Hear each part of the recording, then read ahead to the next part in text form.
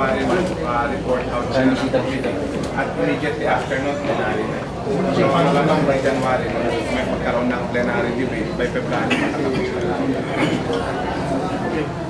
Okay. Yes, Lieutenant Secretary Dennis. Saan kaya ang huling pa natin, yung public hearing natin? Sa Maguindanao ba o sa Davao City?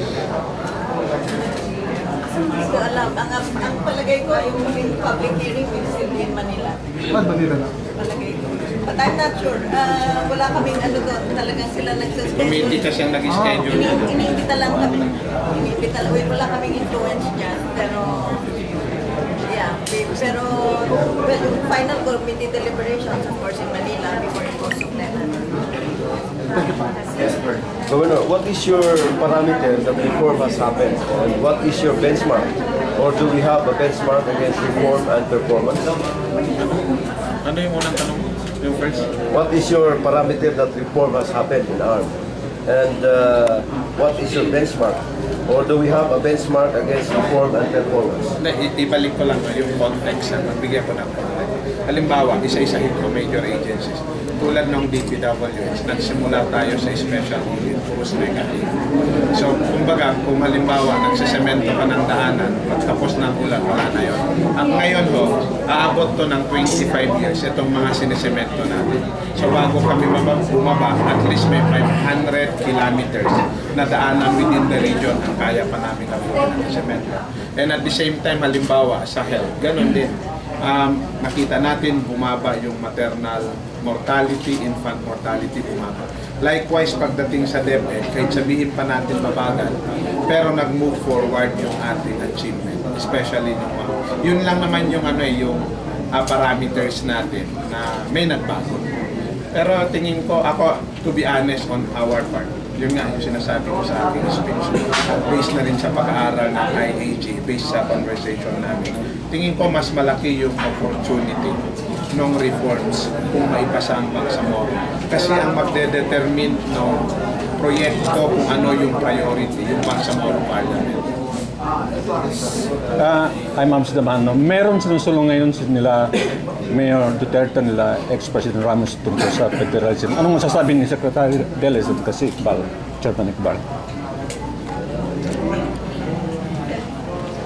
Oh, it's a legitimate discourse, pero I think that needs to be debated. Pero itong Bangsamoro Basic Law is about the Bangsamoro. It's not about federalism. So ibang proseso yan. Yung mga advocates ng federalism should continue to work hard and convince the Filipino people dahil yun constitutional change ang kailangan na. Kay Chairman Iqbal ng BTC, Chairman, how does the MILF feel getting an assurance from the present ARMM leadership of absolute full turnover of whatever savings, fund savings magkakaroon sa transition, personnel and assets, liquid and how do you call that, solid assets of ARMM government?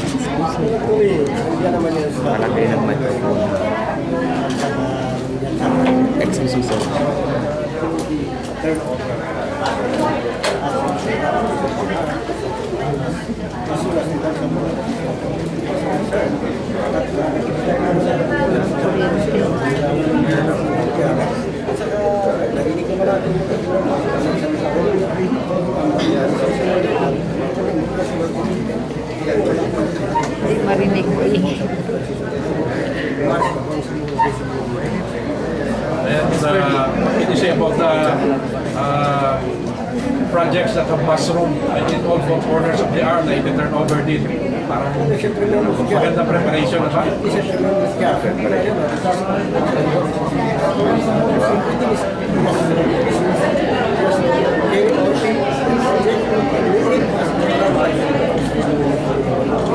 Please take the pressure on to make it better.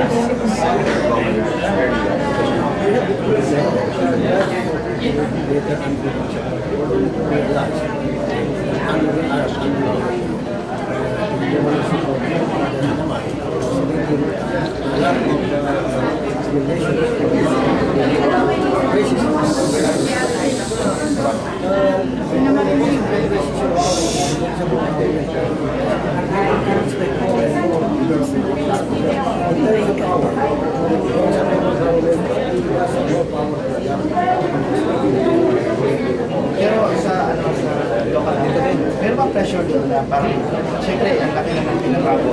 Sabi nga nila, relation ng government, minubuli siya na hindi marunong kapag-poko. This time sa Bangsamoro. Really, the pressure is tremendous. But, as you have been saying, the only thing that is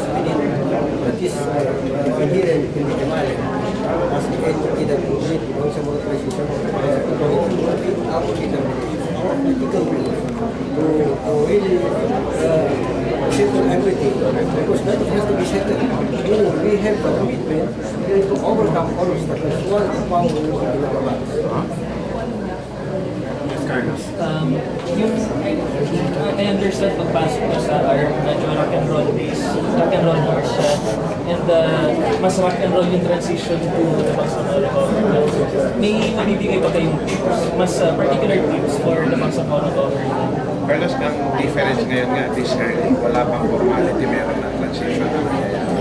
Kumbaga wala pa yung batas ginagawa natin. Kasi halimbawa, on our part, as Bangsamoro, titiyakin namin, kumbaga hindi mag-uumpisa papasok na Bangsamoro Transition Authority. Kumbaga yun na lang yung maliit na tulong namin na magiging mismo. At lahat to the detail talagang ipapakita natin ito sa Bangsamoro Transition Authority. At merong understanding dito, yung GPH. In fact, yung last na usapan na nila sa KL, talagang meron ng formality yung GPH at ang MIL nagka-transition. On our part naman, as part ng GPH, hinahanda na namin to. In fact, isa yan sa mga pinagkakaabalahan namin ngayon. Paano mahihanda? Magkakatabi kayo na yun. Preview ba ito na sa darating na Bangsamoro government, makikita namin kayo together, working for a better Bangsamoro? Tingin ko as Bangsamoro, yes. Kasi si Iqbal naman, kumbaga ang tradisyon paano makinabang ang Bangsamoro. Ako ang tradisyon ko mula sa Manila ko ng Pinisa. Paano rin tulungan ng Bangsamoro. Kumbaga magkaiba po kami ng bangka pero isang Governor, you made mention that maybe some of your cabinets will also be absorbed by Bangsamoro government. Actually, hindi ganun ang sinasabi ko. Ang sinasabi ko po, ako ay mahusay na driver. Pero, kumbaga yung pagmamaneho, hindi isa para maayos mo yung, para masigurado makakarating. Halimbawa ako, sa actual, marunong akong mag-driver, kahit ilang oras ipa-drive mo. Pero kung ma-flat ako, hindi ako marunong magpalit ng gulo. Marami sa mga kasama na marunong. Kumbaga, may kanyang-kanyang skills kami. Pag tagwin natin lahat to, maganda ang resulta nito. Thank you. The decades old process is peace. Bottom line is peace. We would like to know among three of you, what is peace? One line na anong peace sa MILET, anong peace sa OPA, anong peace sa PORD? What's peace kasi baka kaiba-iba niya. Kaiba meaning of peace. Diba? Mandeles. What is peace kayo? Sa akin, peace is the next generation being able to look forward to productive lives. Na yung mga kaguluhan na nakarapag nag-istorbo sa mga panaginip nila ay tingin ko tama yung hindi na yung absence ng iniisip natin. Pagdating ng panahon, wala na to. Kumbaga, kahit ngayon nga, secondary na yung gulo sa atin. Ang primary natin, dahil alam natin ito yung pwedeng mag-sustain. Kung paano yung hanap buhay ng mga tao, makapag-aral ng maayos, hindi magtakbuhan dahil sa bala, kung hindi magtakbuhan dahil naglalaro sa kanilang mga compound ng isang tingin ko. Basta peace for the people, yun na yan.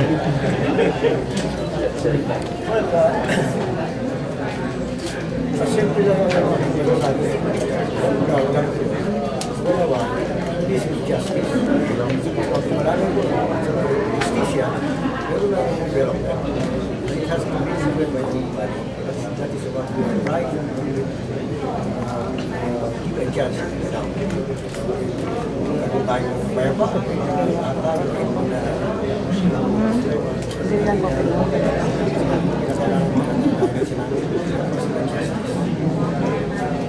Yes. Gov, sa poverty elevation, what government is will improve the living condition for farmers? Hindi, ganito na lang. Actually, yung poverty alleviation talaga ano naman tayo. Pang matagalan talaga to. Every time lahat yung ginagawa mo, lahat yan poverty alleviation talaga. Kasi nga hindi din, sabi ko, yung sinasabi na nila rin dito, sinasabi nila, na wala naman talaga ang peace kung mahihirap ng tao. Kaya ibig sabihin, ang movement mo for peace, movement mo to alleviate yung people from the poverty. So lahat ng initiative namin ito, part ng poverty alleviation, part ng effort din namin na magkaroon ng permanent accommodation. So, mahirap engage, pero ang sinasabi ko ngayon, na halimbawa, tumaas mula -0.3, nagkaroon ka ng 3.6 for 2 years. Pero huwag natin asahan na mararamdaman na ganyan ng tao. Pero ang point ko lang dito, dapat ang investment mo, marami ang trabaho mo, maraming hanap buhay yung mga tao, may programa, pamanay, implement namin. Sa dami pa naman ng ating populasyon, at ganito lang din ang pondo natin, ang tingin ko mahirapan. Pero, mas maganda kung maayos natin ang pondo. Actually, ito yung advantage ng Bangsamoro. Kasi tayo mismo sa Bangsamoro ang mag-determine ng priority. Unlike halimbawa, sa experience namin ngayon, haharap ako sa Kongreso at nadi-defend ko pa ito, hindi ako makapagplano anong gagawin ko. Unlike pagdating ng Bangsamoro, mag-usap ang Bangsamoro Parliament, ito yung hatian natin, ito sa poverty alleviation, science, education. Tapos na yun. Even before ma-approve ang GAA, alam mo na kung ano ang direction mo ng Bangsamoro. Ngayon, hindi tayo sigurado sa lahat. So kaya sinasabi ko nga, mas higit na maganda at mahusay ang Bangsamoro para sa kung ano meron. Yes, kay Chairman, mayroong mga tax brigade nangyayari po, sinesentence to clear out. Yung sinasabing wala na pong visa, wala na pong visa yung sa basic law. Please, yung mga text na sinasabing wala daw visa, yung bansang basic law, yung framework agreement. Walang visa pa. Walang, sa katunayan pa nga, yung sinasabi na wala naman sa iyo, sa ulat yan talaga yan. Hiling sa declaration sa kanila, hindi ka na talagang maharap na siya, response ng taong bayan, sa mga prevento, sa of course, kaya kung hindi na talaga sumasagulan, that's not really, you cannot mistake everybody to support. There has to be some sector,